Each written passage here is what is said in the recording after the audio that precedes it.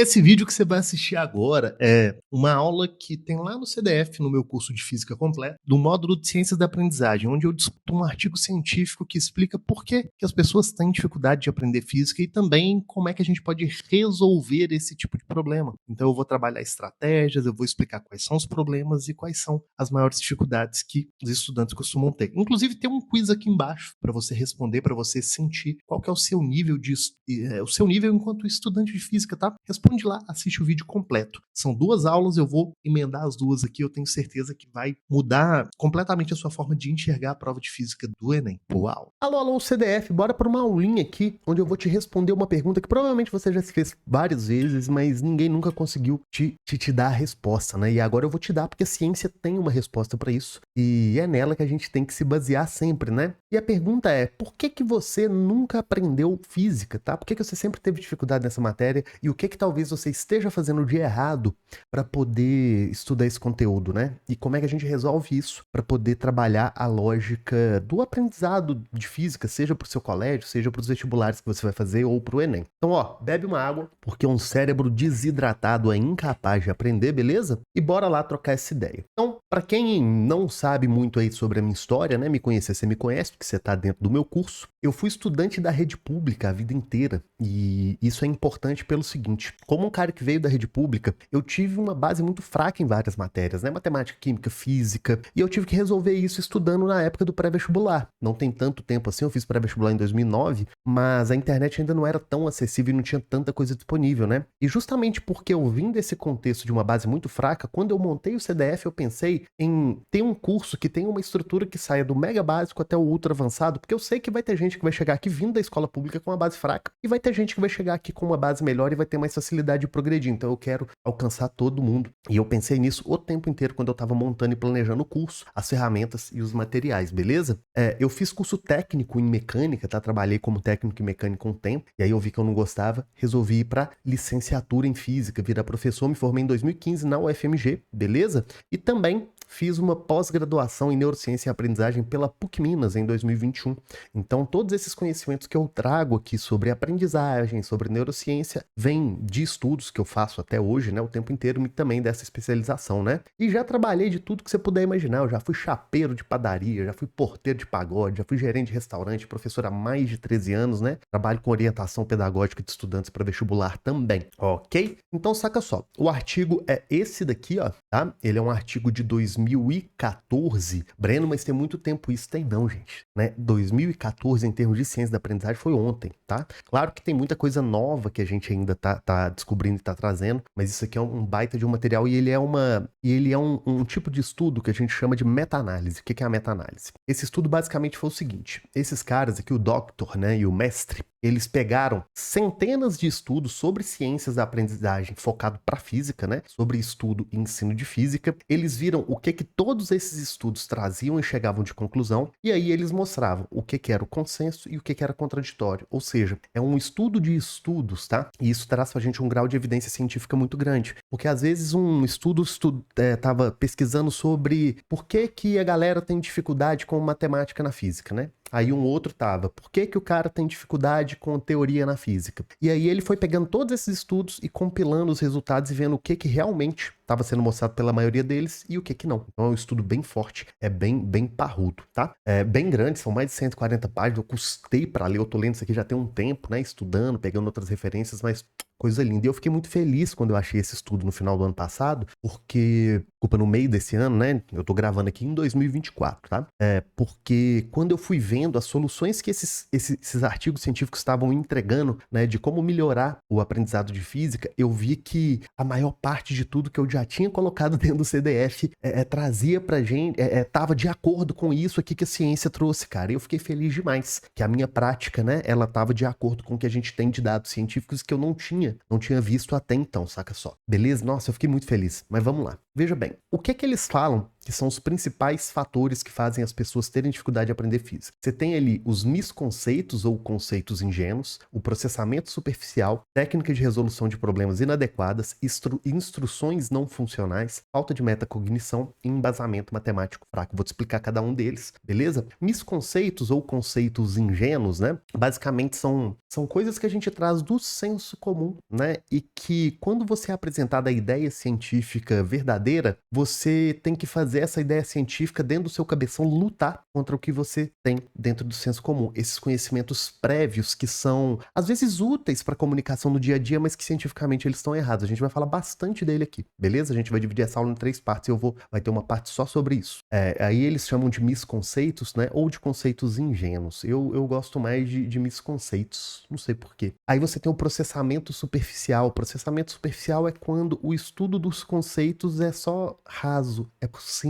Quando você não pega aquilo que você está estudando e tenta conectar com outras coisas do seu cotidiano ou com outras coisas que você aprendeu, né? Em uma das aulas do CDA, que eu falo de como aprender melhor eu discuto sobre isso. E aqui a gente usa várias técnicas, né, para aprofundar esse processamento. Quando eu digo processamento, gente, é literalmente o processo de entender e memorizar informação e conseguir usar essas informações para resolver outros problemas. Isso é o processamento, né? Tem vários níveis. O superficial é o mais raso e aí você tem o mais aprofundado. Técnicas erradas, né? Técnicas incorretas para resolver problemas, vamos discutir isso aqui também. Instruções não funcionais, isso daqui está associado a você receber materiais, textos e aulas, né, que não trabalham da forma adequada, que aqui no CDF não vai acontecer. Falta de metacognição, tá? Metacognição é uma palavra que vocês vão escutar muito eu falando. O que é metacognição? É você ter conhecimento sobre o processo de aprendizagem. É você saber como se aprende e você aprender a identificar por que está dando errado uma coisa ou outra. Então essa aula que eu tô te dando é para melhorar a sua metacognição, é para você entender qual é o jeito certo de estudar, comparar com a forma que você faz, né, e tomar atitudes aí para poder melhorar essa maneira de estudar. Tranquilo? Metacognição é o conhecimento sobre o ato de estudar, sobre o ato de aprender. E o embasamento matemático fraco, tá? Esses aqui são os pontos que eles levantaram e a gente vai discutir alguns deles aqui. O embasamento matemático fraco, a gente tem aqui inclusive o curso de matemática básica do CDF que vai te ajudar pra caramba nisso, tá? E aí, eu vou te explicar primeiro o seguinte: como é que a nossa cabeça ela armazena conhecimento, tá? A nossa cabeça ela não armazena um conhecimento como uma grande coisa. Na verdade, são pequenas caixinhas com pequenos conhecimentos que eles vão se ligar na hora que você vai tentar resolver um problema ou interpretar uma situação. Quando você assistir às aulas do CDA, você vai ver que eu falo dos engramas, né? Que são os conjuntos de neurônios ali que são ativados para poder pegar certa informação da sua memória de longo prazo ou para realizar uma certa atividade. Está relacionado com essas caixinhas de conhecimento. E a grande verdade é que ao longo da sua vida, desde que você nasceu até esse momento de agora, você está tendo contato com o mundo, você está interagindo com o mundo, com várias informações, você estudou na escola, você trocou ideia, você viu filmes, e isso vai fazer com que você chegue aqui para estudar física comigo com uma bagagem de conhecimento. Esse conhecimento pode estar cientificamente correto ou pode ser um conhecimento ingênuo, um misconceito, tá? E a lógica aqui é a seguinte: a gente tem que partir do pressuposto que o aluno ele não chega aqui, né, como uma caixa vazia de conhecimento sobre física. Ele chega cheio de conhecimento. A gente tem que identificar o que está certo e reforçar, e identificar o que está errado, o que é um conhecimento ingênuo, o que é um misconceito, e consertar. E é essa parte que dá mais trabalho, beleza? Então o conhecimento ele é compartimentado. Então, por exemplo, quando você vai tentar resolver um problema, você vai pegar uma caixinha com algumas ferramentas, com alguns conhecimentos, juntar com uma segunda, com uma terceira, com uma quarta, e com quantas forem necessárias, e aí isso vai virar o seu conhecimento sobre um determinado tempo, sobre física, por exemplo. E qual que é a treta, tá?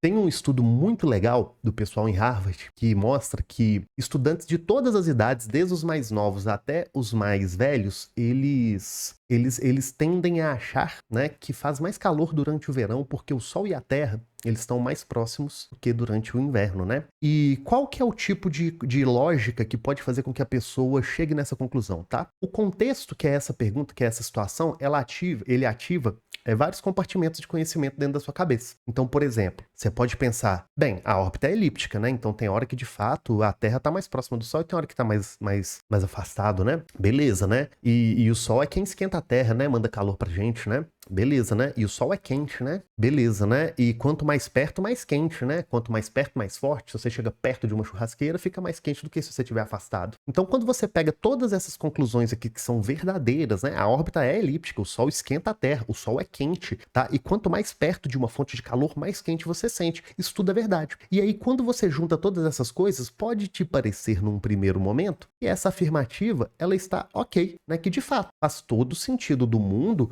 o fato de que no verão a Terra tá mais perto do Sol e é isso que justifica, beleza? Pode fazer sentido, né? Isso já foi questão de provas do vestibular, inclusive do Enem, já caiu na Unicamp também essa discussão, tá? E qual que é o problema? Se você já estudou um pouquinho mais, né, de geografia e tudo mais, você tá ligado que isso aqui tá completamente errado. Tá completamente errado. Não é isso que explica o verão ser mais quente do que outras estações do ano. Mas vocês estão vendo como é que é perigoso a gente juntar informações que são verdadeiras, né, de forma desordenada, de forma que elas podem te levar para uma conclusão que parece que é verdadeira, mas que não está embasada na ciência, nos fatos reais, sacou? Então, a gente vai ter que tomar muito cuidado com isso, tá? E você vai sentir isso muito durante a aula, principalmente quando eu for falar de coisas, de conteúdos e de questões e de partes da física em que o senso comum ele é muito forte, beleza? Vocês vão perceber que vai ter hora que vai dar esse pau, você vai usar uma sequência de raciocínio que parece fazer todo sentido e aí o professor vai falar, mas isso tá errado. E aí a gente vai, no caso eu vou te apresentar por que isso tá errado, e vocês vão entender por que isso é absurdamente importante. Então, num primeiro momento, eu quero só que você tenha entendido o seguinte,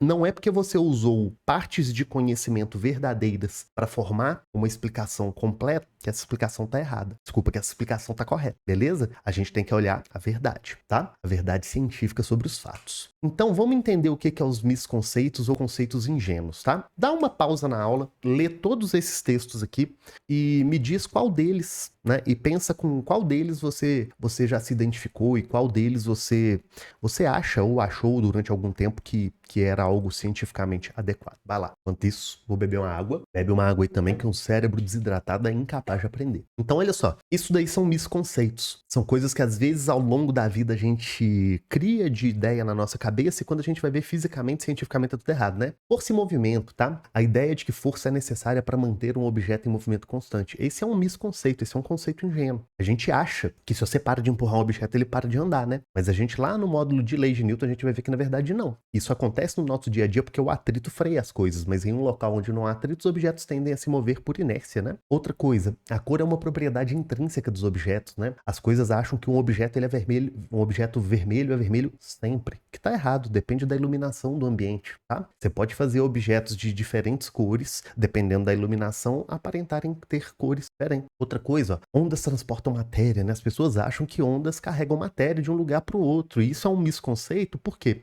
Porque quando você vai na praia, você vê a galera falando de onda do mar, e aí a onda do mar arrasta as pessoas, arrasta o surfista, né? Mas aquela onda do mar, ela não é uma onda fisicamente falando, aquilo ali é uma outra coisa, o conceito de onda ele é outro, tá? Corrente elétrica como sendo algo consumido, né? Muita gente acha que a corrente elétrica, quando ela passa por um aparelho, ela diminui, beleza? E na verdade não. Na verdade o que é consumido é outra coisa, né? A energia que a corrente transporta. A corrente elétrica é um monte de elétronzinhos andando, né? O tanto de elétron que entra é o mesmo tanto de elétron que sai, só que eles saem com menos energia, né? E um último ali, por exemplo, seria fazer uma confusão entre velocidade e aceleração, né? As pessoas acham que um corpo só tem velocidade se ele acelera, e às vezes eles até acham que as duas coisas são iguais, e na verdade elas não são, sacou? Então isso são misconceitos, são coisas que a gente acaba construindo ao longo da nossa vida e que na hora que a gente vai estudar física a gente tem que olhar para isso, o professor vai te apresentar esses conceitos ingênuos, vai te apresentar o conceito correto, e aí eles vão ficar brigando dentro da sua cabeça. E toda vez que você identificar um misconceito desse tipo, é essencial que você se dedique, né, a entendê-los da forma cientificamente adequada, beleza? E só para você ter uma noção, isso aqui é a matriz de habilidades e competências do Enem, tá? Dá uma pausa de novo, lê a competência, lê as habilidades e vê se alguma dessas habilidades aqui, A1, A2 ou A3, tem a ver com isso que a gente acabou de trocar ideia. Vai lá, mais aguinha.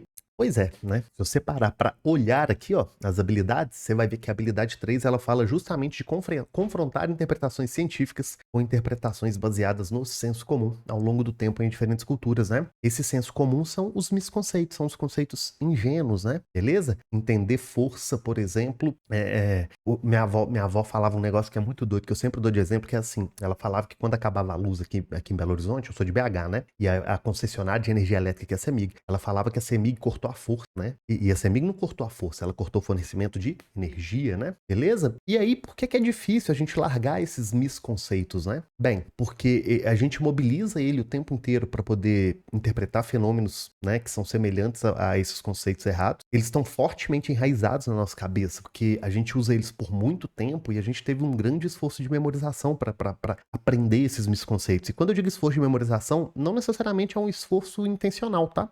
Um outro problema é porque eles fazem sentido. Você consegue explicar coisas do seu dia a dia com esses conceitos errados, né? Numa comunicação não científica, tá?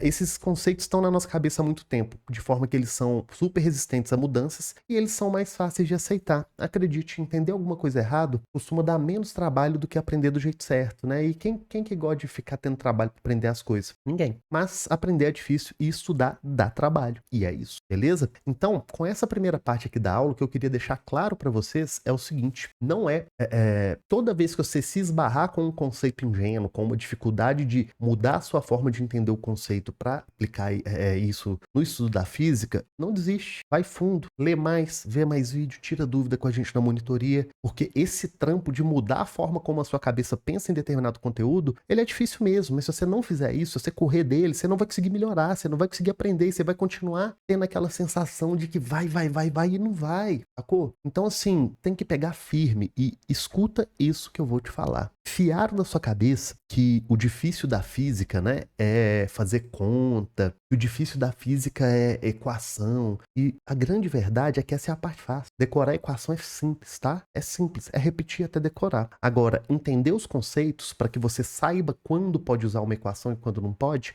para que você saiba o que é cada uma das coisas que tem nessa equação, é isso que realmente importa. E quando você estuda bem os conceitos e aprende bem os conceitos, lembrar das equações é uma consequência 100% direta, beleza? Foca nos conceitos. Foca nos conceitos. Estuda a fundo. Toda vez que você estiver estudando uma grandeza física, você vira e pensa o seguinte: eu tenho que saber explicar o que é essa grandeza física sem nem citar a fórmula que está sendo utilizada para calcular ela, por exemplo. Eu sempre chego em sala de aula e pergunto para os alunos assim: como é que a gente... Me explica o que é velocidade. Aí todo mundo fala assim: ó, distância sobre tempo. Não. Isso é a forma de calcular a velocidade média, né? A velocidade, ela é uma medida do quão rápido é ótimo, né? Do quão rápido um corpo muda a sua posição no espaço. É uma medida da taxa de variação da posição, é a rapidez de movimento. Se toda vez que você precisa explicar uma grandeza física, você só sabe fazer isso falando a fórmula, você não entendeu essa grandeza. Volta nos conceitos. Essa é a dica mais importante dessa aula e eu preciso que você leve isso muito a sério para você poder aprender física. Eu viro pro aluno e falo assim: o que é trabalho na física? É um conceito que a galera tem muita dificuldade. Aí a galera fala assim: trabalho é força vezes deslocamento. Não, não é isso. Isso é a forma de calcular o trabalho em um contexto muito específico, que é quando a força é constante e ela é paralela ao deslocamento. Trabalho, na verdade, é uma medida de quanta energia mecânica você transfere para um corpo aplicando sobre ele uma força durante um certo deslocamento. Beleza? É energia mecânica transferida. Então, se toda vez que você precisar explicar uma grandeza, você só souber fazer isso pela fórmula, você não entendeu a grandeza. Volta no conceito. O que é pressão? Aí o povo fala força por área. Não, não é isso. Isso é a forma de calcular a pressão média. A pressão é uma medida de como uma força se distribui numa superfície, né? Força muito concentrada, alta pressão. Força bem distribuída, baixa pressão. Está associada ao poder de penetração e perfuração, sacou? Então, o mais importante é isso. Você entender que os conceitos, eles são mais importantes, tá? E que a gente precisa processá-los de forma profunda. Quando você olha para a fórmula, decora ela e associa a grandeza só àquela fórmula, isso é um processamento superficial. O processamento profundo, ele depende de você saber explicar o que é aquilo ali, beleza? E aí vocês vão ver que lá no método DMC que eu explico para vocês, né, a gente tem uma técnica para poder trabalhar isso, mas levem os conceitos com seriedade. E aí, para finalizar, como que a gente muda esses misconceitos, né, esses conceitos ingênuos dentro da nossa cabeça? A primeira coisa é, a mudança conceitual, ela sempre parte de uma insatisfação com o modelo atual. Você precisa ver que o seu modelo não explica as coisas, né? Então, por exemplo, quando a gente estava falando lá da questão do verão ser mais quente porque a gente está mais perto do sol, eu vou te contar uma coisa que você vai ver que aquilo ali não explica. Por exemplo, né? A gente aqui no Brasil está no hemisfério sul, beleza? Nosso verão aqui, final do ano, dezembro, tranquilo? Só que lá no hemisfério norte está sendo inverno, né? E aí pensa comigo, como que a gente no hemisfério sul está mais perto do sol e por isso é verão, e no hemisfério norte que está no mesmo planeta é inverno? Tem como metade do planeta tá muito perto do sol e metade do planeta tá muito longe do sol? Porque aqui tá um calor horroroso, né, no verão. Natal é quente pra caramba aqui no Brasil. Lá nos Estados Unidos é propaganda da Coca-Cola com urso polar. Então vocês estão vendo que explicar a distância da Terra, usar a distância da Terra em relação ao Sol para poder explicar verão e inverno não funciona, porque você conseguiria explicar para metade do planeta, não conseguiria para o outro. Ou seja, esse conceito ele não satisfaz, beleza? E aí eu vou te mostrar um novo conceito. Qual que é um novo conceito? Vocês já devem ter visto na geografia, né? A questão do verão e do inverno, na verdade, ela está mais associada à inclinação do eixo de rotação da Terra, né? Por exemplo, você aqui na câmera, ó, é o Sol, beleza? Quando eu tenho a Terra aqui, ó, vamos fazer de conta que a Terra é essa minha garrafinha, né? A Terra, ela não fica assim na frente do Sol, ela fica inclinadinha, beleza? Essa parte aqui, hemisfério sul, tá mais virado pro Sol, tá mais pertinho, né? Aí é verão, incidência solar mais direta, né? Em contrapartida, o hemisfério norte aqui em cima, ele tá mais jogadinho pro outro lado. À medida que a Terra vai rodando, vai ter um momento que vai ser o oposto, né? O hemisfério norte vai estar mais viradinho e o hemisfério sul vai estar mais afastado. Então, o que explica esse verão e inverno, na verdade, é a inclinação da órbita, desculpa. É a inclinação do eixo de rotação da Terra, não é afélios e perihélios. Deu para pegar? E aí, você viu que o novo conceito ele é plausível, né? E que ele é útil, beleza? Aí lá nas aulas de geografia, os professores vão se aprofundar muito mais nisso. Então, fica sempre com isso na sua cabeça, tá? O grande trabalho na física que a gente tem é de fazer essa mudança nesses conceitos, nesses conceitos que são ingênuos, beleza?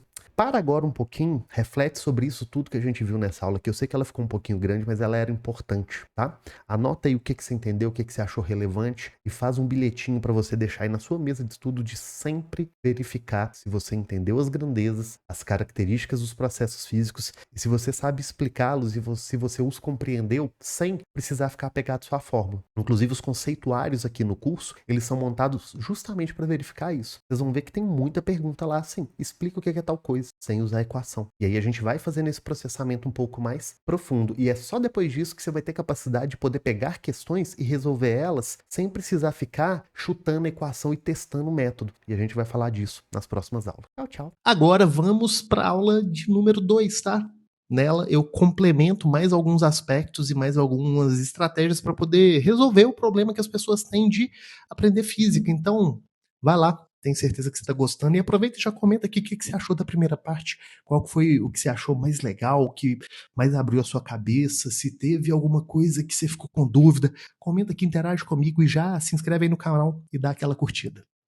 Alô, alô, CDF, agora continuando aqui a nossa aulinha para eu te explicar por que você nunca aprendeu física. A gente vai diferenciar, né, ainda usando aquele mesmo artigo como referência teórica, o que o aluno que é expert em física, que é especialista em física, sabe fazer, quais são as características do aluno expert em comparação ao aluno novato, ao aluno noviço, ao aluno inexperiente, beleza? E aí é muito importante você parar para prestar atenção no seguinte, quando eu falo que o aluno ele é novato, tá? Isso independe dele já ter feito 1, 2, 3, 4, 5 anos de cursinho, de escola e tudo mais. Tem gente que já estudou física no cursinho 2, 3 anos e que ainda é novato. Por quê? Porque não conseguiu romper, né, aquele hábito de estudar tudo com um processamento muito superficial e começar a entender as coisas, né, de forma mais profunda. Às vezes o aluno tá há 2, 3 anos estudando, mas ele não fez aquele trabalho de romper ali com os misconceitos na cabeça dele, né, com os conceitos ingênuos e aprender a estudar as matérias de forma cientificamente adequada.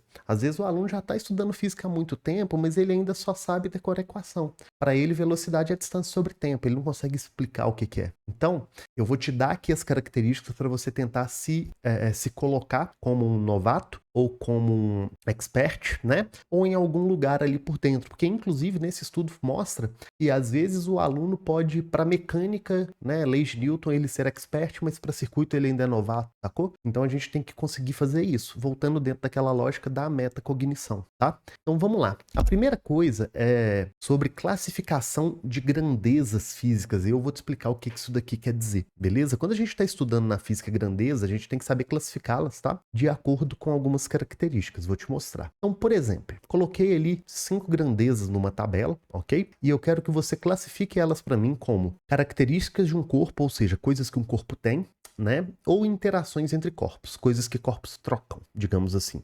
Então você vai colocar do lado ali de temperatura, força, calor, densidade e massa, se elas são do grupo 1 ou do grupo 2, se elas são características de um corpo, se elas são interações entre corpos. Tenta fazer aí na sua cabeça, anota e a gente vai discutir, beleza? Enquanto isso, aguinha, cérebro desidratado é incapaz de aprender. E aí vamos lá. Qual que é o gabarito, tá? O gabarito é esse daqui. Temperatura é uma característica de um corpo, é uma coisa que um corpo tem. Um corpo ele tem temperatura, né? Você bota um termômetro no sovaquinho, você mede a temperatura do seu corpo. Uma força é uma interação entre corpos, né? Então a força não é uma coisa que um corpo tem. Eu não tenho força. Eu tenho braços, eu tenho músculos, eu posso fazer força, mas eu não tenho força. Uma força é uma característica, ela é uma interação entre dois corpos, é uma coisa que um corpo faz em outro, um puxão, um empurrão, um aperto. Calor é uma interação entre corpos, né? Tem muita gente que acha que um corpo ele tem calor, né? Ou que a temperatura de um corpo é uma medida de quanto calor ele tem. Fisicamente é errado. Densidade é uma característica de um corpo, né? Associada à compactação da matéria, massa, característica de um corpo. Quantidade de matéria. Então, uma das coisas que a gente tem que fazer toda vez que estiver estudando física é tomar cuidado com isso, tá?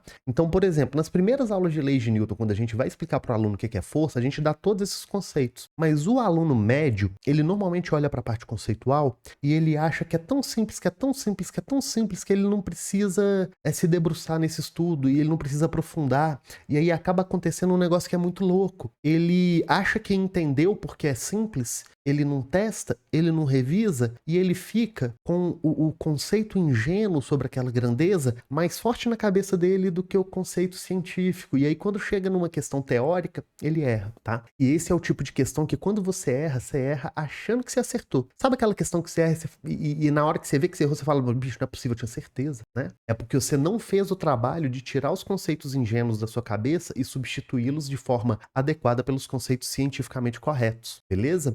Então, saber caracterizar as grandezas da forma correta e entender da forma correta é o que vai fazer você estudar a teoria de forma adequada e ficar foda em física. Vou te dar mais um exemplo disso daqui, beleza? Caracteriza para mim essas 5 grandezas aí como coisas que podem ser gastas e coisas que não podem ser gastas, né? Energia, diferença de potencial, corrente elétrica, potência e resistência elétrica, tá? Aqui é no contexto de circuitos elétricos, beleza? Então vamos lá. Hidrataçãozinha, importante, né? E aí, vamos lá. Esse aqui é o gabarito, tá? Energia é uma coisa que a gente pode gastar, né? Quando você pratica uma atividade física, você gasta energia, você gasta calorias, né? Quando uma lâmpada tá ligada, ela tá gastando energia elétrica, né? Não, nesse contexto, não é gastando no sentido de que ela desaparece, né? Eu gasto eletricidade para produzir outras modalidades de energia. Mas, por exemplo, diferença de potencial, voltagem ou DDP, não é uma coisa que você gasta. Ela é uma coisa que fica lá disponível para poder o quê? Para poder ordenar o movimento dos elétrons, né? Beleza? Corrente elétrica não é uma coisa que você gasta, tá? Corrente elétrica é os elétrons andando, transportando energia. O que você gasta é a energia que a corrente transporta. Potência elétrica não é uma coisa que pode ser gasta, né? Potência elétrica é uma medida do quão rápido você gastou energia. A potência de um aparelho não se gasta. A potência de um aparelho é uma medida de quão rápido ele gasta a energia, mas a potência por si só não se gasta. Igual, por exemplo, velocidade. Velocidade é quantos metros eu andei por segundo. Não tem jeito de gastar a velocidade. Eu posso aumentar ela ou diminuir. Não tem jeito de gastar a potência. Eu posso aumentar ela ou diminuir. Mas gastar não tem jeito. A potência não acaba, beleza? Resistência elétrica de um fio, mesma coisa. É uma característica do material que me diz o quê? Quanto de dificuldade ele impõe a passagem de corrente. Então, no estudo teórico, a gente tem que tomar esse cuidado de conseguir categorizar as grandezas físicas do jeito correto e entendê-las da forma que elas realmente são. Isso é uma das coisas que vai diferenciar o aluno expert do aluno noviço, né? O aluno bom de física, que entende física mesmo, e o aluno que às vezes só quer fazer aquela interpretação básica, superficial, decorar uma equaçãozinha. Sabe aquele aluno que provavelmente teve na sua escola e se bobear você até era assim, que é aquele aluno que tudo dele é assim, ai professor, me fala que fórmula que eu tenho que usar? Ele não quer entender por quê, ele só quer saber qual é a fórmula que tem que usar, beleza? E aí, outras diferenças entre novatos e experts, né? Os alunos ingênuos e os alunos brabos na física, associada à forma de se estruturar o conhecimento. Dá uma pausa, lê os dois e vamos trocar essa ideia. Aguinha. Oi? Bebe uma água também, se hidrata, tá? Alunos novatos, na hora que eles vão estruturar os conhecimentos deles, olha só, eles tendem a categorizar o problema com base em característica superficial, tipo assim, isso é problema de plano inclinado, isso é problema de circuito em série, isso é problema de escala, né? Problema com mola. E aí eles só se apegam a esses detalhes superficiais, né? Sem reconhecer os conceitos, né? Ele não consegue falar, isso aqui é um problema que trabalha trabalha aceleração de corpos, né? Isso aqui é um problema que trabalha conservação da energia. E aí eles ficam tentando escolher a equação para resolver e vai testando até dar certo. Se acertou a questão na hora do vestibular, tá ótimo, né? Mas a chance de talvez você não conseguir ela é maior do que o expert. Olha o que o expert faz. Organiza os seus conhecimentos de forma conceitual, categorizando os problemas com base nos princípios físicos, né? Por exemplo, conservação de energia, lei de Newton, e eles abordam os problemas com uma visão global que lhes permite identificar rapidamente as leis relevantes. Então ele aprende a identificar o seguinte, olha, esse tipo de problema que está mencionando aqui, que não tem atrito, não tem forças dissipativas, são problemas onde eu consigo usar a conservação de energia para resolver, né? Problemas em que eu quero relacionar forças com acelerações são problemas que eu vou para dinâmica, problemas em que eu tenho velocidades que mudam, são problemas que eu vou para o MRUV. Ele não fica testando a equação e analisando de forma superficial. Eu tô te mostrando isso daqui para você ter sempre isso claro e para quando você perceber que você está sendo novato, que você está sendo ingênuo, que você está sendo juninho, né? Você parar, pensar e falar, porra, assim não tá legal. Eu preciso ir mais fundo, eu preciso estudar com mais seriedade, beleza? E, de novo, no CDF a gente tem ferramentas para tudo isso. No curso de Ciências da Aprendizagem, nos conceituários, nos materiais, nas aulas. Então, por exemplo, às vezes tem muito aluno que fala assim, Breno, mas tal coisa eu não vou estudar porque não cai no Enem. Nunca caiu no Enem. Primeiro que nunca caiu não quer dizer que nunca vai cair, tá? Pode cair. E segundo que quanto mais você estuda e quanto mais a fundo você vai nos conteúdos, você vai tendo cada vez mais repertório. Sabe aqueles bloquinhos de conhecimentos? Você vai ter cada vez mais bloquinhos cheios e quanto mais repertório você tem de resolução de problema, de situações que você compreendeu, mais fácil é de você juntar eles da forma certa para resolver. Então, estude como um expert, não como um aluno novato, assim, tá? Sobre estratégias de resolução de problemas. Olha os novatos. De novo, dá uma pausa, lê e vamos lá. Bebe uma aguinha. Olha só, os novatos tendem a aplicar fórmulas ou manipulações matemáticas logo de início, muitas vezes sem uma compreensão clara do que as equações significam ou representam. É o aluno que decorou a equação, mas você pergunta para ele vê lá, PV igual a NRT. Ele não sabe o que é P, o que é V, o que é NRT. Se não tiver escrito no enunciado, dá pau, beleza? Vou te dar um exemplo. Caiu uma questão no Enem uma vez, que um monte de gente não conseguiu resolver, e a questão ela falava que a taxa de variação da velocidade de um corpo era de 2 metros por segundo a cada segundo. Gente, taxa de variação da velocidade em 2 metros por segundo a cada segundo, isso é aceleração. Mas quem decorou assim, ó, aceleração é ΔV por ΔT, aceleração é tantos metros por segundo ao quadrado, na hora que leu por extenso não reconheceu. Esse é o novato, sacou? Se não vier do jeito que ele decorou, ele não consegue interpretar e resolver o problema. Você não pode ser assim se você quiser aprender física de verdade, tá? Aí você tem ali, ó, experts. Costumam começar com uma análise qualitativa do problema, né, teórica, beleza? Fazendo representações, diagrama de força, gráfico, para entender o cenário antes de escrever qualquer equação. Eles se concentram em entender o conceito antes de aplicar os cálculos, o que lhes permite desenvolver uma solução estruturada. Ô, gente, e isso é muito doido, né? Porque isso aqui tudo é resultado daquele estudo ainda, tá? Ele categorizou os novatos e os experts. E, por exemplo, uma coisa que eu percebo ao longo de toda a minha história como professor em colégio pré-vestibular é que os alunos, né? Por exemplo, lá nas leis de Newton, os alunos que têm o hábito de desenhar os esquemas, representar as forças bonitinho e montar um diagrama, eles de fato desenvolvem uma habilidade com a física muito maior do que quem só fica tentando montar equação. Por exemplo, na óptica geométrica, vocês vão ver que a gente tem que fazer muito desenho, tem que construir a imagem, e normalmente os alunos que aprendem bem a óptica são os que sentam e gastam tempo fazendo as imagens, montando os esquemas, né? E aqueles que ficam só tentando decorar a imagem e passo a passo e não sentam para fazer os esquemas, os gráficos, eles têm um pouco mais de dificuldade, né? Então olha que doideira, os experts, eles vão gastar tempo com esse tipo de coisa. E eu tô te mostrando porque eu quero que você estude como um expert, beleza? Aí, vamos para mais uma coisinha aqui, a última de todas, que é a metacognição e a avaliação, que é o que eu tô falando com vocês aí ao longo dessas duas aulas, tá? Os novatos, eles geralmente têm dificuldade em avaliar a razoabilidade de suas respostas e frequentemente não percebem erros em suas soluções. Eles também apresentam menos habilidades para redirecionar os seus métodos quando ficam presos em uma abordagem correta.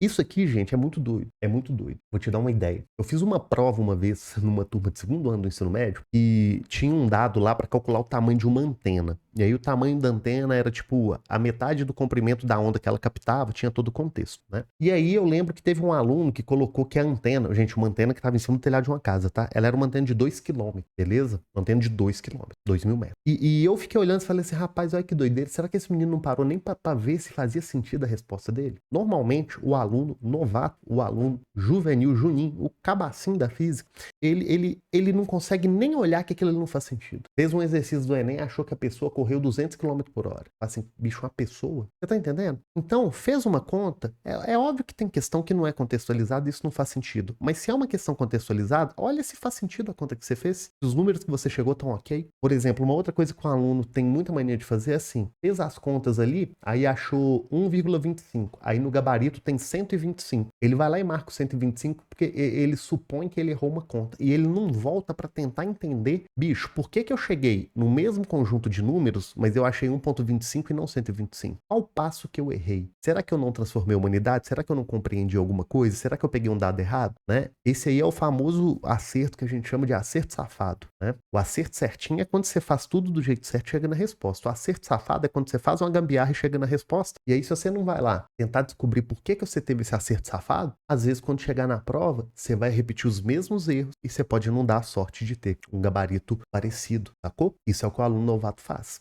O que o aluno expert faz? Né? Monitora o seu progresso ao longo da solução do problema e avaliam constantemente a plausibilidade dos resultados. E eles ajustam as suas abordagens se perceberem inconsistências. O aluno expert é o cara que vai cometer um erro safado e ele não vai sossegar até entender por que ele cometeu esse erro safado. Ele vai tirar a dúvida na monitoria, ele vai ver a resolução, ele vai refazer passo a passo e ele vai garantir que essa gambiarra que ele fez não seja um problema para quando ele estiver fazendo uma prova de verdade, ok? Então essa aula é para eu te mostrar qual que é a diferença do aluno expert para o aluno novato. E, de novo, aprender é difícil, estudar dá trabalho, né? Mas eu tô te mostrando aqui o que a ciência, o que as pesquisas científicas mostram sobre o estudo de física. Eu tô te dando a faca e o queijo na mão. É para você pegar e fazer. E é claro que aqui, ó, pega na mão aqui do Ti e vão comigo que eu vou te ajudar a fazer a prova de física ser o seu diferencial nos vestibulares que você fizer. Tudo com embasamento científico, tudo feito com muito carinho por quem ama dar aula, por quem ama ensino e aprendizagem e por quem tem muita experiência como professor e por quem tem muito conhecimento também sobre ciências da aprendizagem. E por favor, me dá um feedback do que você achou dessas duas aulas aqui sobre por que você nunca aprende física, tá? Me marca no Instagram comentando, ou me manda lá no grupo de WhatsApp, ou me manda em algum lugar para eu saber, porque eu acho isso aqui tão maravilhoso, mas tão maravilhoso, que eu precisava de um feedback. Me conta, velho, pelo amor de Deus. Ó, beijo. Tchau, tchau. Bons estudos. E aí, finalizamos as duas aulas, tá? E eu queria saber o que você achou. Comenta aqui embaixo e queria te convidar para conhecer mais do CDF. Caso você tenha interesse de estudar com a gente num curso de física todo montado com base no que a gente discutiu ao longo desse vídeo, né? Com as estratégias que resolvem e atacam todos esses problemas. O curso é maravilhoso, completíssimo, tem uma didática impecável, uma metodologia incrível baseada nas ciências da aprendizagem e um valor super acessível. Clica aqui embaixo. Tem o link para você falar com a gente e eu vou te explicar tudo. Agora, se você quiser ver um vídeo também explicando como que você pode usar as habilidades e competências para poder ir melhor na prova de física do Enem, é só você clicar nesse link que está aparecendo aqui para você. Nesse card que está aparecendo aqui para você.